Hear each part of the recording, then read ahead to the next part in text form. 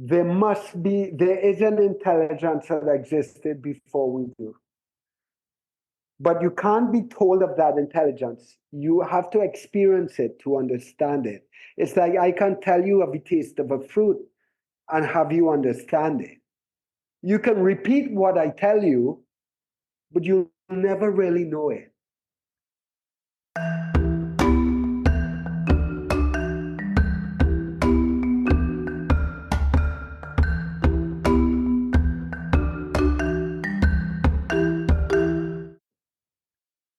Hello and welcome to Self Talk. I'm your host, Rachel Astarte. Troy Hadeed is a yoga teacher, author, and social entrepreneur who is continuously excavating the human experience while aiming to make God more accessible, discover what it truly means to embody love, and aid humanity in realizing that we are far more connected than we have been led to believe. He has walked coast to coast across Central America, navigated the world on a ship, spent prolonged periods in silence and darkness, and is continuously seeking to make sense of the human experience.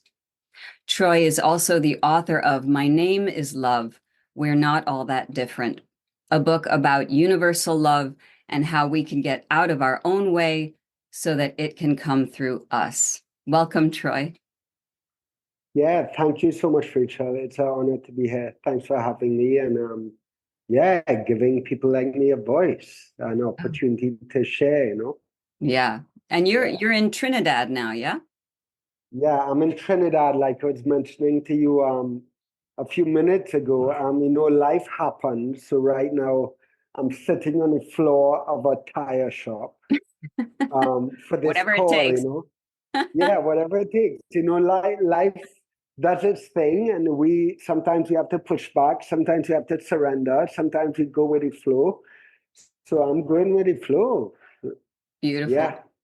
So if you could share for the listeners how you came to this path that you're on, this life path that you're on. I mean, it's a long story, I'm sure, but what brought you to this life purpose?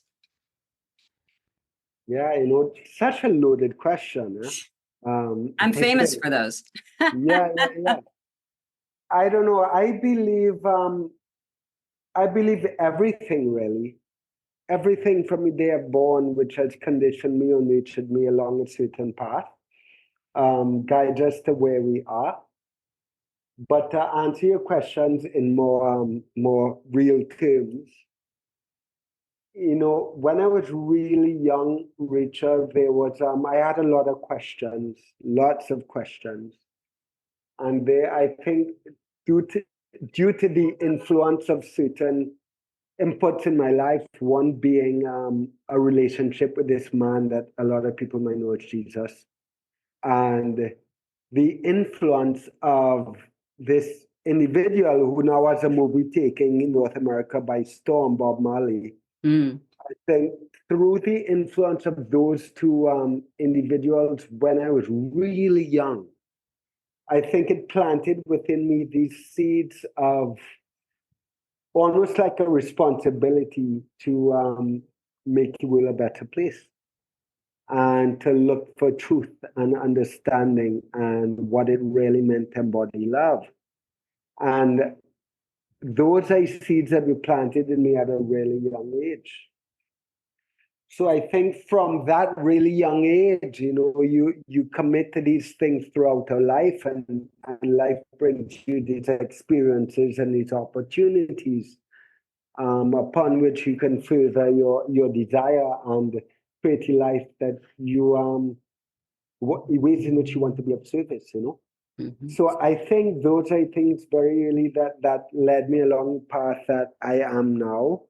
When I was 14 years old with my first influence of yoga, and I've been now teaching yoga for over 15 years. And that influence at 14 years old, I never really thought much of it. I left university at 21, and when I came back home, people would say, well, what are you going to do with your life? I'll say, well, I'm going to be a yoga teacher. I'm going to teach yoga. And they'd say, well, do you do yoga? I'd say, like, no, but I know I'm going to teach yoga. It's just yeah, one thing after another is what I would say, Rachel. If we really listen to our intuition, and one thing leads us to another, which leads us to another, and here I am. Yeah. Yeah. So Jesus and Bob Marley, Yeah, that's quite a support team. yeah. What is it about these men? What was it that influenced you? What was it that resonated with you that said, yes, that resonates with me? What were their teachings, or I mean, they both had a great number of teachings, but what was the congealing message that resonated with you? Yeah, of course that has unfolded and continues to unfold over years, right? And time I'm referencing, it's a time when I was like 6, 7 years old. I've been so obsessed with these two individuals, even younger maybe. But so that has unfolded over years as I begin to study and really, really rip apart what these men represented and the conditioning and narratives that come along with them, right?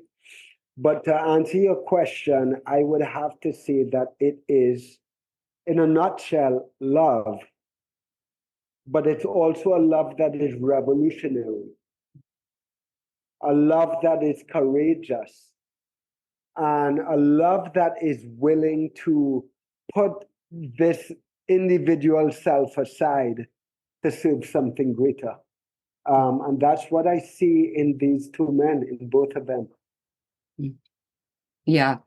Yeah. That's so beautiful. And it makes it like I can see the leap, but I wonder if you can share the leap between that and yoga.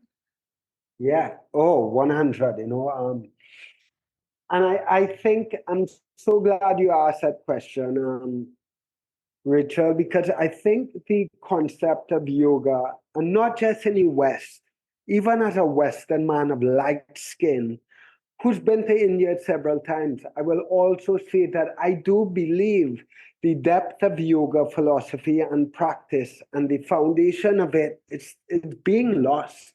Mm-hmm. It's being forgotten in both Eastern and Western worlds, right? Here's what I would say is that, it's in the very first two teachings of yoga, first two yoga sutras to me. Atha Yoga Nushasanam says yoga is now. And then there's Yogaschita Vritti Nirodha, which speaks to yoga being a quieting of the fluctuations of the mind. And through the practice of yoga, if practiced in an intimate, intentional way, we can begin to quiet the noise of the mind. When we quiet the fluctuations of the mind, is really when we learn to be present and live in the present moment. And in this moment right now, Rachel, there's no Rachel and Troy. If I were to be present, no one ever told me that this individual in front of me or this body is called Rachel. And I have forgotten what my name is, so I'm not Troy. So in this witnessing of an experience, the past and the future dissolves. And we begin to witness the human experience as it is, which is a divine creation. So we begin to see God in everything and everyone, And, in my book, towards the end of it, I define what it means to love in a loose term. And to me, what it means to love is to see God, to see divinity in the eyes of every human being, in all of creation, but then to act accordingly. Mm. So, and it doesn't mean that we always have to be a yes man and life is full of rainbows and butterflies and cuddly. But what I mean is the human experience is what it is for a reason. It's challenging, it's filled with conflict, it's uncomfortable. But in our conflict, in our disagreement, in our drawing of boundaries and saying no, can we still do that with understanding, compassion, love? Can we still do that as if we're in relationship to God? You know? Yeah. And Yeah, that's reminds me of Ram Dass saying, yeah, treat everyone you see or everyone you meet like God in drag, which yeah, is such a yeah, wonderful thing. Yes, absolutely. And what I teach as well is when we do create boundaries, they are not to separate us from another, but to bring us closer, yeah, right? Because we can interact with other people in a much more authentic way, a way that yeah, honors them and a way that honors us, and so that's a really, really important point, I think, that you yeah. made. Hmm. Yeah, where I envision it, Rachel, it's almost like we're all here and everyone has a particular curriculum. Everyone has a different curriculum to walk in this spiritual school of life, right? And I am part of your curriculum and you are part of mine, which means that my mistakes, my flaws, my shortcomings, even my misalignments might be there to teach you compassion, forgiveness, empathy, while it teaches me to overcome shame and guilt. But we're so intertwined, all of us. And if we could just recognize and remind ourselves that, someone else's growth is also our growth. Their realization, their pain, their suffering, it's all ours as well, and vice versa, And when we begin to glimpse that, it takes on a different shape, takes on a whole different shape. Yeah, I think that's also extremely important, and that it changes the way that we have interactions with other people, and to see them as individuals, yet not separate from us. Yeah, It's a beautiful paradox, right? yeah. I am, and I like to see it like conditioning, like we're all bags of conditioning, right? We're seeds of God with bags of conditioning. So I don't have to love your conditioning, right? I might disapprove and push back against your conditioning, but I can do that and still love you. Yes. Yeah. And if we can begin to see past one another's conditioning, then forgiveness is no longer an option, it's inevitable.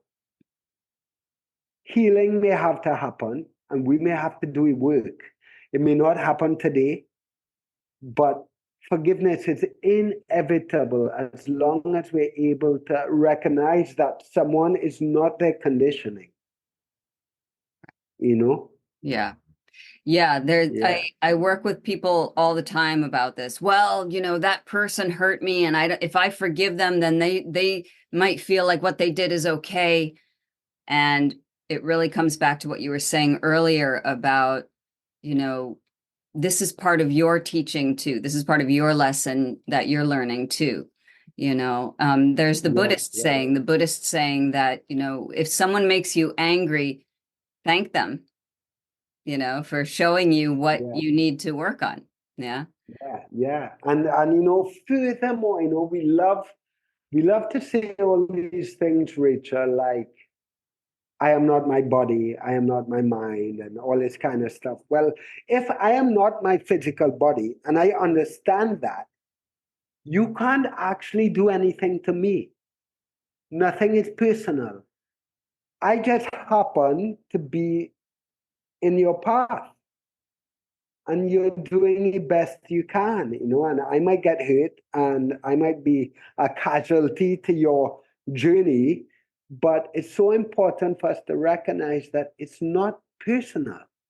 Like Ramdas said, we're just walking one another home. Sometimes we might trip and fall. Sometimes someone else might trip us by accident. But it's just not personal. We're all just doing our best, Yeah. I love that saying too. That's one of my favorites. And it really is true. When we see that, then we can see, even if we have a conflicting moment with someone else, we're still helping to lift each other up. If we're doing it in a grounded kind of conscious way, Yeah, we may not recognize it in that moment. Right. But I'm pretty sure if we walk away from a situation of conflict, or even a situation where we lose our shit, I always the question is always, how could I have responded differently? How could I have been better? And it might take a long time for us to recognize that. But I do believe it comes. Yeah. And non-judgment is so important of self and other, to say, I might have made a mistake here, and that's okay, because I'm a human being. So let's just shift how we do things from now on. Yeah. And I am recently, Rachel, I've had to recognize that there's a difference between judgment and discernment. Absolutely, 100%. And I think because many years ago, I was, when we're young along this journey, and we're still all young, but there are times when we can get very militant and hard and judgmental against all things that we believe is out of alignment. And we fail to recognize that it's all part of the journey. It's just all part of the miracle. And because I have been in that space before, I'm so careful now not to be in that judgmental space again. And I'm so conscious of that sometimes I lose myself and I lose the discernment. So I'm like, I don't want to be judgmental, so I allow everything in. And I forget that the things that serve me and the things that don't, and the things that are in alignment with where I am and what I'm trying to create in my life, and the things that don't. And it doesn't mean I have to judge something as bad or completely write it off. But I need to be really careful as to what I allow in and how I allow it in, Yeah. And I think that's important too. Absolutely. So let's talk about God for a moment. What when what do you mean when you say you encourage people to redefine their relationship with God?